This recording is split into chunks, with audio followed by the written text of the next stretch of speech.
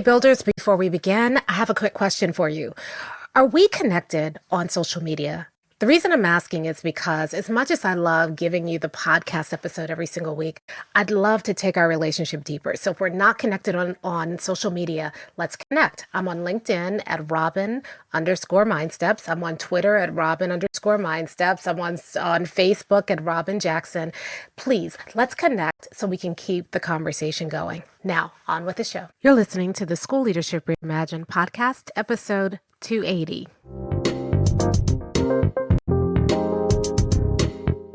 How do builders like us make a dramatic difference in the lives of our students in spite of all the obstacles we face? How do you keep your vision for your school from being held hostage by resistant teachers, uncooperative parents, ridiculous district policies, or a lack of time, money, or resources? If you're facing those challenges right now, here's where you'll find the answers, strategies, and actionable tips you need to overcome any obstacle you face. You don't have to wait to make a difference in the lives of the people you serve. You can turn your school into a success story right now with the people and resources you already have. Let's get started.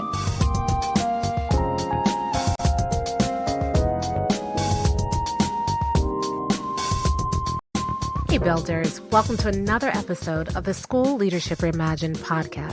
I'm your host, Robyn Jackson, and today we're going to start a two-part series. Every now and again, I like to do really practical training episodes to give you a skill that you can use immediately to make your life as a builder so much easier. And today and next time, we're going to do episodes like that. And it's really about making accountable agreements.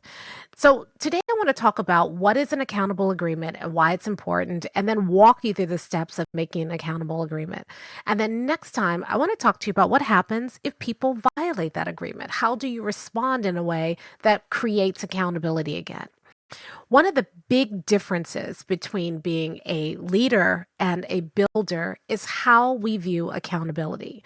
As a leader, you were probably trained that it's your job to hold people accountable. And so you spend a lot of time chasing, checking, correcting people. You are running around making sure that people do the work. You're writing them up if they don't do the work. You're keeping a paper trail and a CYA file. You spend so much time holding people accountable. But the thing that they don't tell you is that when you quote unquote hold people accountable, you're not making them more accountable. In fact, you're making yourself more accountable for their work. When you run around holding people accountable, the accountability is all on you. Because if the work doesn't get done unless you are there checking and recording and documenting and pushing and cajoling, then who's really accountable? The other person or you? It's a trap. And builders understand that. So builders don't hold people accountable. Builders create accountable conditions and then help people stay accountable to those conditions. It's a subtle difference, but it is so important. It makes all the difference in how you spend your life. What builders do is they don't focus on rules, regulations, policies.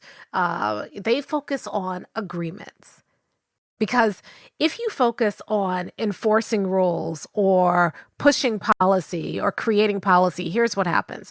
You end up creating rules on top of rules on top of rules, right? You have a rule, people don't follow the rule, so you create another rule to get the people who aren't following the first rule to follow the second rule. You put policies in place, people violate the policies, you have all these meetings about the policies.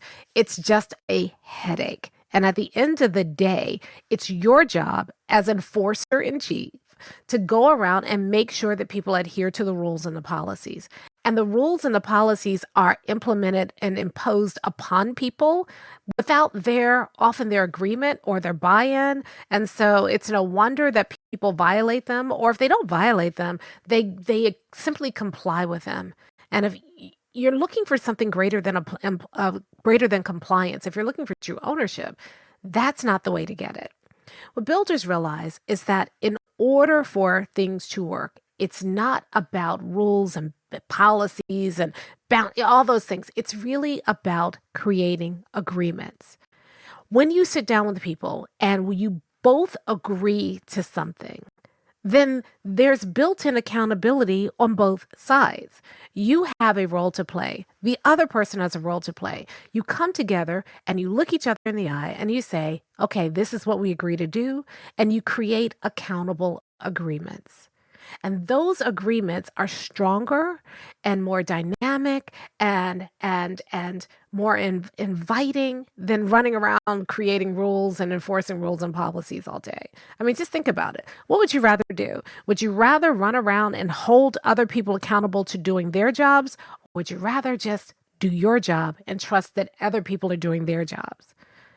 So today we're going to talk about how to create those accountability agreements. And I first learned this strategy from one of my mentors, Annie Hyman Pratt. Annie is brilliant in looking at organizational psychology and building teams. And she taught me a lot about that. And she comes from a corporate background, but so much of what she teaches applies so well to schools that she gave me permission to share this with our folks in Buildership University, and also to share it with you. And I want to share today. She has a process for how to make accountable agreements. Now, if you are in BU, we're going to put this resource inside of the vault. It'll be how to make accountable agreements. You can look it up there in another week or so. For those of you who are not in BU, grab a pen and pencil, take notes. I'm going to take you through the entire process. Okay. So the first step is that you need to sit down with the person with whom you want to make the agreement, and you need to identify the desired outcome. So in other words, you have to describe what is the goal of this agreement. What does success look like? You're asking them to agree to do something. You need to be clear about what it is you're asking them to agree to do. A lot of times, people are not accountable, not because they're trifling or because they don't want to be accountable. A lot of times, people aren't accountable because we haven't been really clear about what we're asking them to do. So they actually think that they're being accountable when they're not being accountable because we haven't been clear. It's our fault. And so in order to avoid this, the first step is, what is the desired outcome? Now, those of you in BU, you know from looking at the team architecture, we talk a lot about that desired outcome and what those success criteria are. There's a whole training on how to create that. So you can just look for that. It's in level 4 under team architecture. But basically, what you want to do is you want to sit down and you want to say, this is what success looks like. So let's say that you want teachers to do a standards aligned lesson. You need to be clear about what a standards aligned lesson looks like. What does a successful one look like? And what I like to do is I like to give people examples and non-examples. This is so powerful. Giving them an example is great, right? Okay, that's what it looks like. People try to approximate that. But giving them a non-example can really address some of the assumptions people have about the work and help them see what true success looks like. So I might give them a standards aligned lesson that works, and I might give them the same lesson written incorrectly, but making all the mistakes that I see people make around standards aligned lessons, and then helping them see the difference. So they have an example of what success looks like, but they also have a non-example to help them better understand what the success criteria are and how it relates to their work. Same thing is true if you want people to submit grades on time, or you want people to teach using a specific strategy, or you want everybody using warm-ups, or you are really wanting people to spend time giving students better feedback. Whatever it is you're asking teachers to do, first step is, what does that success criteria look like?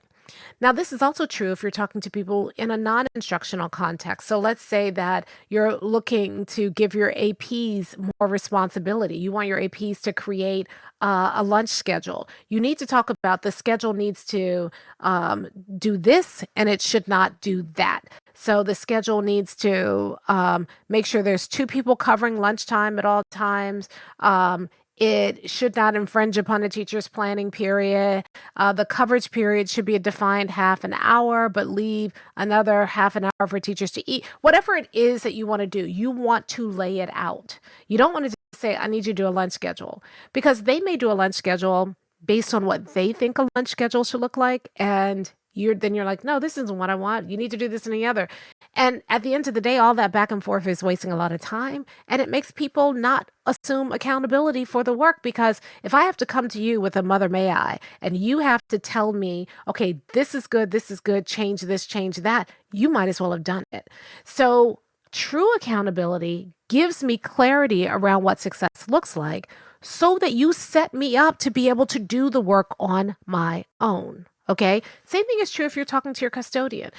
It's not just, I want the hallways cleaned and cleared. What does that look like? And again, examples and non-examples. This is a clean hallway. This is a hallway that looks clean, but see this trash under here? We don't want that. So whatever it is, you want to get really clear about those success criteria.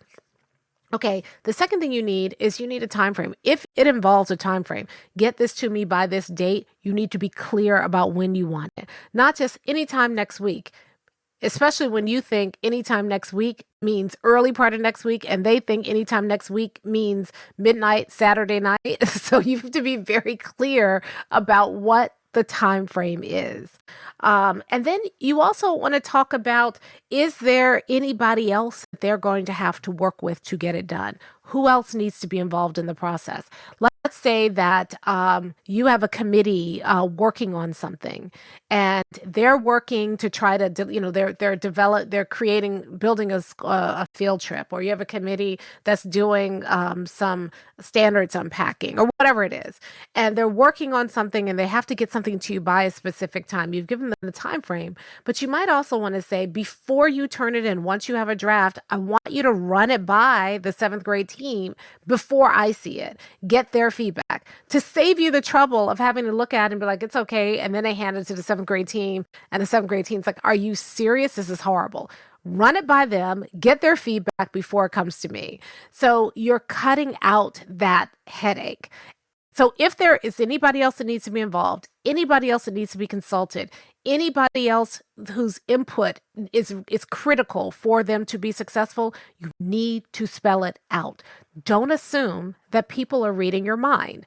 Spell it out, okay? So this is really important. This first thing, laying it all out. This is what I want. This is what success looks like. This is the time frame that I'm expecting. These are the people who need to be involved or engaged in the process. What you're asking them to do, lay it out as clearly as possible. Because not only is clear is going to save you a lot of headaches down the road. People can't read your mind. Lay it out. Okay, the next one. This is what we never do, but it's so important. It's one of the big differences between the way leaders do things and the way builders do things. Next, you need to connect it to your vision, mission, and core values by talking about the purpose and benefits. Why am I asking you to do this? Give people context. So if I want you to do standards aligned instruction, I don't just walk in one day and say, hey, from now on, we're doing standards aligned instruction. I need to spell out why. I need to build the case for it. Until they understand the context, they are not ready to implement with true fidelity. If I want grades turned in on time, not just because the district is saying we got to get the grades in by a certain time, why is that so important? Help them understand the impact of not getting grades in on time. Help them understand the bigger context of why it's important to turn in grades. If you want them updating the grade portal online at least every 2 weeks, tell them why. Why every 2 weeks? What is it about the 2 weeks that's so important? Why do they need to update? Why are you spelling it out? They need to update it in this way. Why do they have to have so many grades in the grade? Whatever it is, explain the why. Here's the thing. You know the context. And so it makes sense to you. But if you haven't shared the context with the other person, what you're asking them may not make sense to them. And if they don't understand the context, they cannot do what you're asking them to do in the way that you're asking them to do it because they lack that context. It's so important. So make sure you spend time doing that. What is the greater purpose? And this is where builders differ, because we're not just talking about, you need to do standards aligned instruction because it's research-based. That's the only tool that leaders have in their toolbox. It's research-based. There's a lot of things that are research-based. Why this one? But with builders, it's not just that it's a research-based strategy. This is how it's going to get us to our vision. This is how it helps us to align with our mission. This is how it helps us stay true to our core values. If you explain it that way, especially because they understand the vision, mission, and core values, if you've done your work right, then it makes sense. If it's not connected to your vision, mission, and core values, if you cannot make it that context clear and that connection clear, why are you even asking them to do it? So you need to make sure that you are connecting it to your vision, mission, and core values. And then the other thing is you want to talk about the impact that they're doing this thing, the way you're asking them to do it, will have on their students, on their colleagues, on themselves, on the families you serve, on your school's ability to achieve its vision, mission, and core values. So important. So why do I want standards aligned instruction? Because our vision is that 100% of students will master the standards. If your instruction isn't aligned to the standards, then we leave the mastery of those standards to chance. That's not fair to our kids. Why is our vision? And then let's go back. Let's talk about why is our vision that we want our kids to master the standards. Let's go to our mission. Because we exist to set students up for success at the next level. If the students don't master the standards, they will not be successful at the next level. And then we talk about, and this is how, when you create standards aligned lessons, this is the impact it has on your kids. This is the impact that it has on you. Instead of fishing around and doing other things, it gives your lesson planning focus. It gives your lesson planning structure. It helps you to see success with your students. It helps you to do your part to achieve the vision. Here's how the third grade fits into the bigger vision. What the kids are learning in third grade is really a gateway to what they're going to be doing in secondary. Up until second grade, they're learning how to do something. Third grade is the first year where students are actually taking the skills that they've acquired in kindergarten, first grade, and second grade, and using those skills to learn. So it's really important to develop those learning habits at the very beginning. This is how it's impacting second. You're giving people the bigger context. Hey, it's Robyn here. Real quick, I just want to interrupt this episode for just a second, because if you are enjoying what you're hearing, then would you mind sharing this episode with somebody else? So all you need to do is just go to your phone, if you're listening to it on your phone or your podcast player, and then click the three dots next to this episode, and it'll give you the option to share the episode. Now, if you do that, three things are going to happen. First, the person that you shared with is going to think you're a hero, especially if they're struggling with what we're talking about right now. They're going to love you. Secondly, you're going to feel good because you're going to get the word out about buildership and start building this buildership nation. And third, you will get my eternal gratitude because I really want to get this out to the world, and you'd be helping me out. You'd be doing me a huge favor. So please share this episode with someone right now who's dealing with this same issue, someone you think would really benefit. And now back to the show.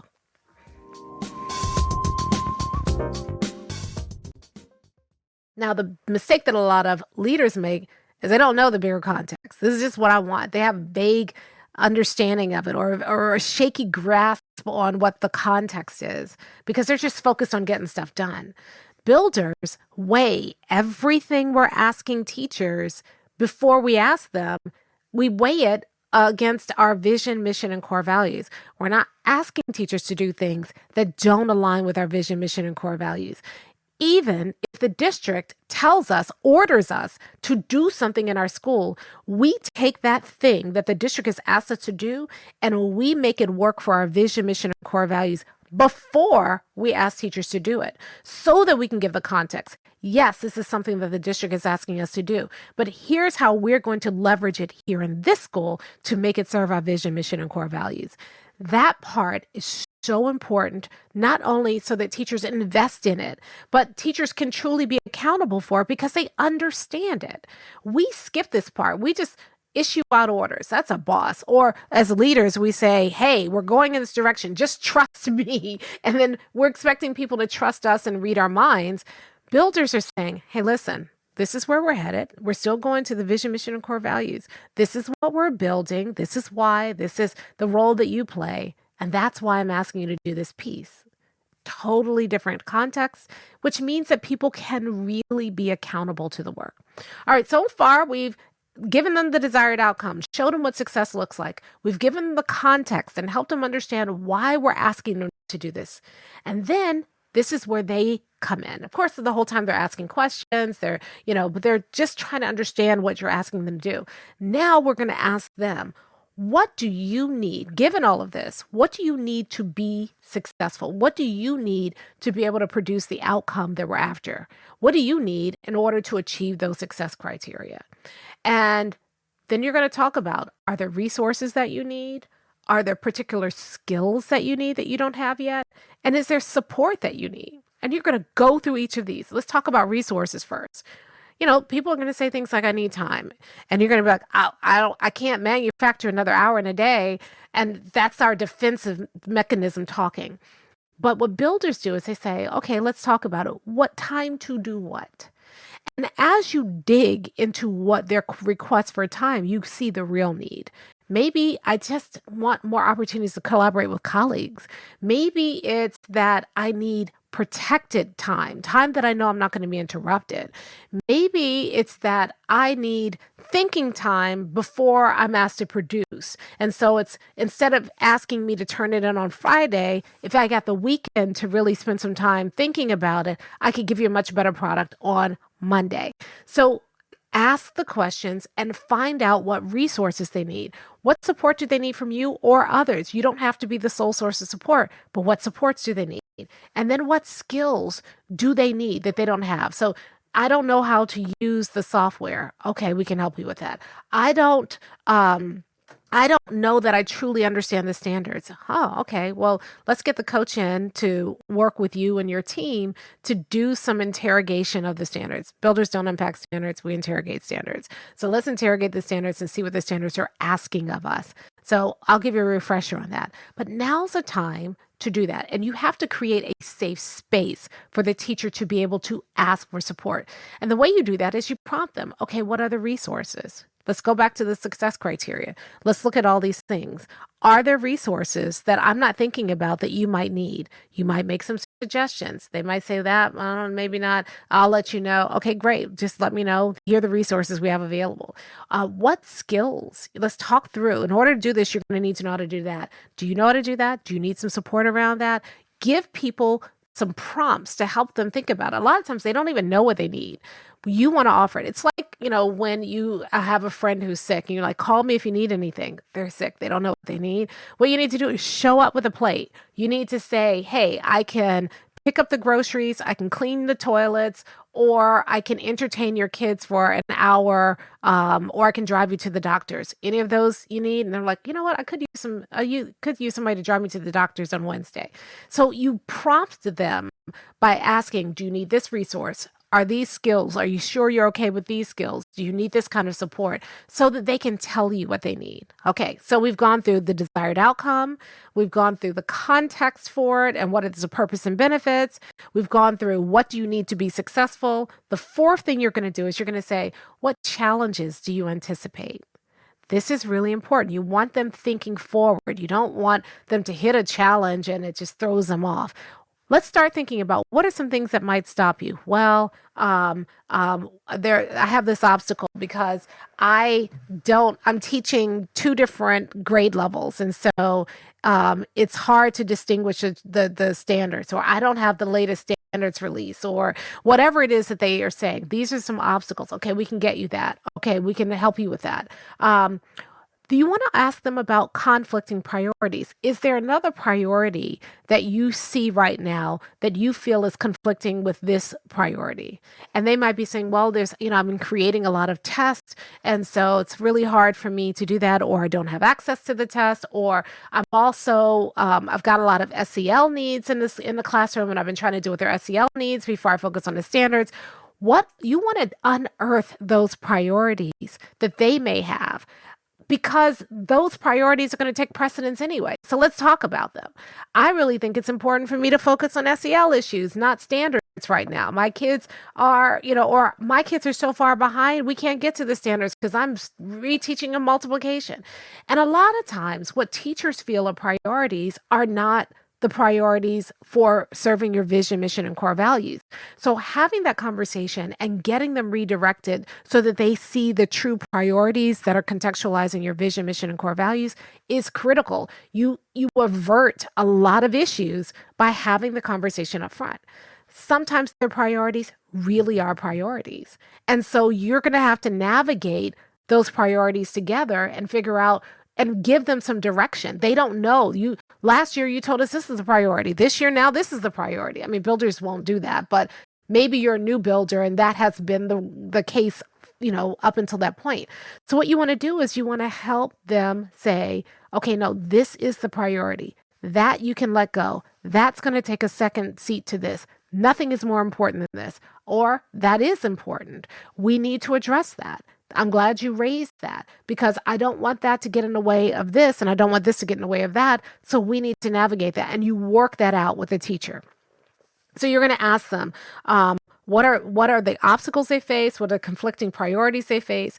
And then the last one is also really important. What cooperation or coordination issues might they face? Because let's face it, sometimes, you might say you want to do we're using an example of standards aligned instruction, but they don't have the same planning period as the other members of their team, or they can't get the coach to get in and get them the standards that they need, or I've got to coordinate with my grade alike teachers, but we have lunch duty on the only period that we have together, and so we can't do, whatever it is. If you want to ask, are there any issues? These are the people you got to work with.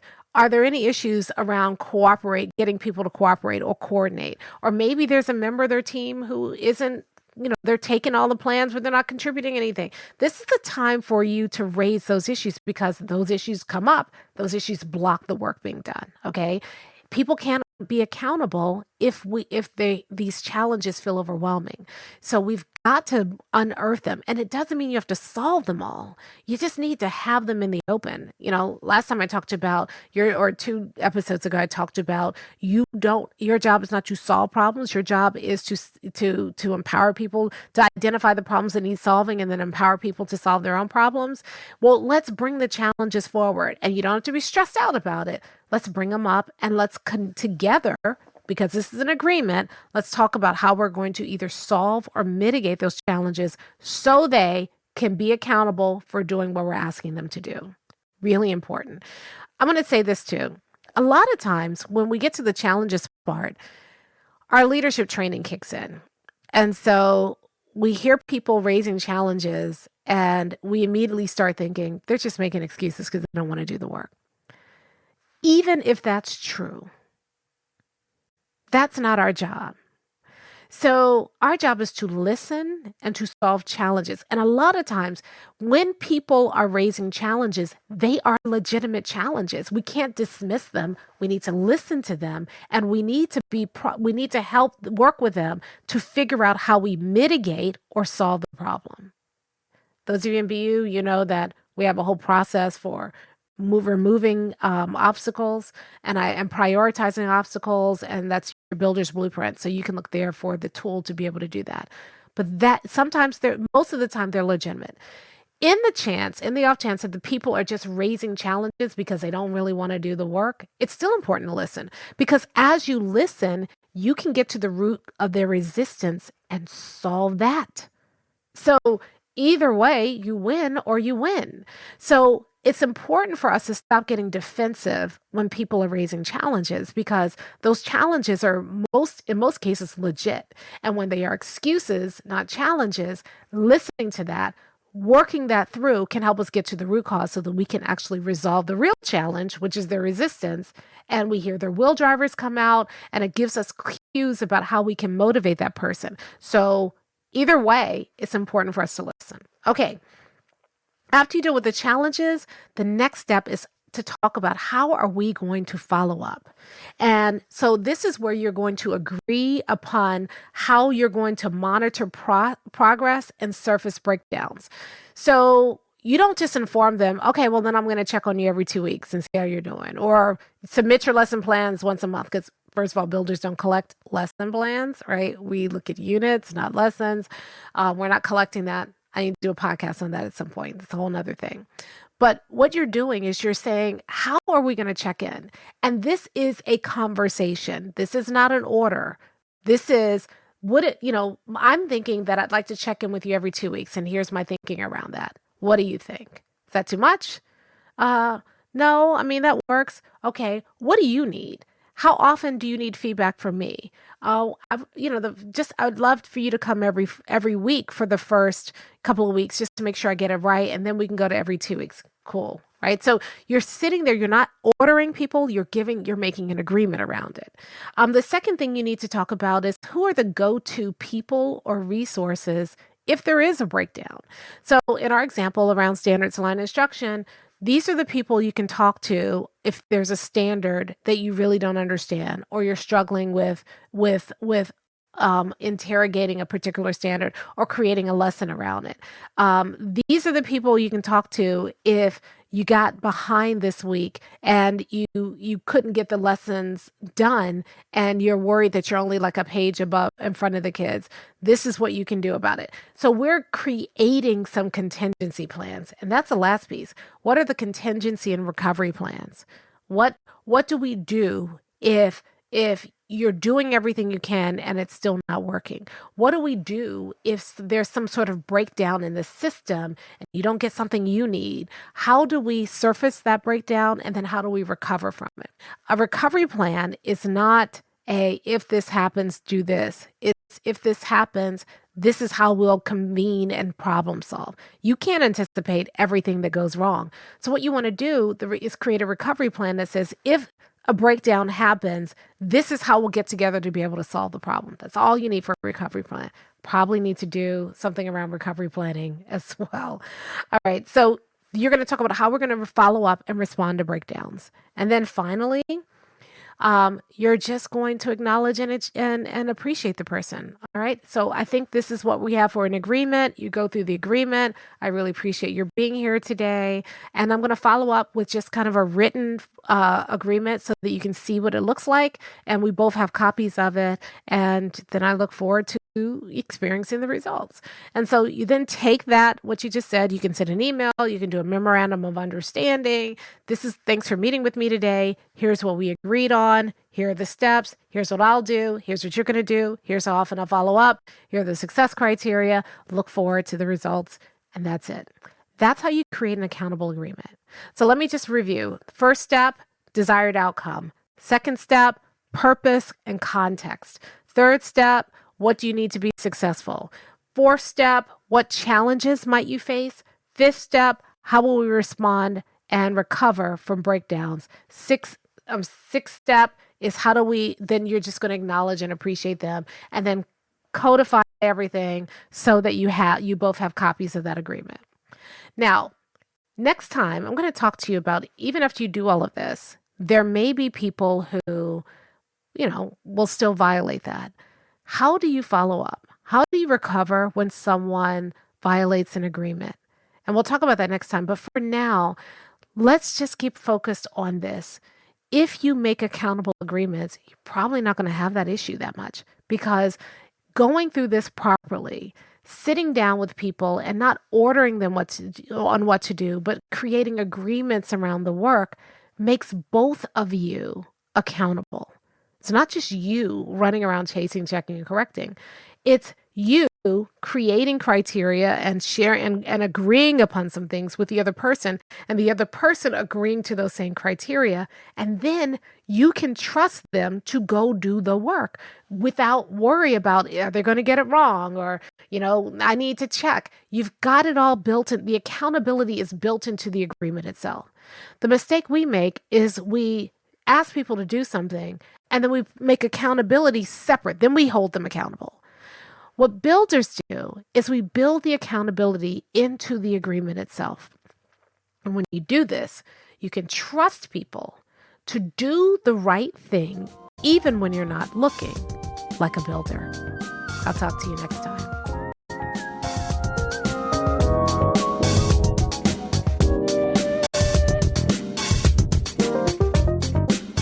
Hey, if you're ready to get started being a builder right away, then I want to invite you to join us at Buildership University. It's our exclusive online community for builders just like you, where you'll you'll be able to get the exact training that you need to turn your school into a success story right now with the people and resources you already have. Inside, you'll find our best online courses, live trainings with me, tons of resources, templates, and exemplars, and monthly live office hours with me where you can ask me anything and get my help on whatever challenge you're facing right now. If you're tired of hitting obstacle after obstacle and you're sick of tiny little incremental gains each year, if you're ready to make a dramatic difference in your school right now, then you need to join Buildership University. Just go to buildershipuniversity.com and get started writing your school success story today. Hey, it's Robyn here, and I want to thank you for listening to today's episode. Now, if you have a question about today's episode, or you just want to keep the conversation going, did you know that we had a School Leadership Reimagined Facebook group? All you need to do is go to Facebook, join the School Leadership Reimagined Facebook group. Now, there are going to be a couple of questions that we ask at the beginning because we want to protect this group and make sure that we don't have any trolls come in and that it really is for people who are principals, assistant principals, district administrators. So make sure you answer those questions or you won't get in. But then we can keep the conversation going. Plus, we do a lot of great bonus content. I'm in there every single weekday. So if you have a question or comment about the episode, let's continue the conversation. Join us at the School Leadership Reimagined Facebook group. And I'll talk to you next time.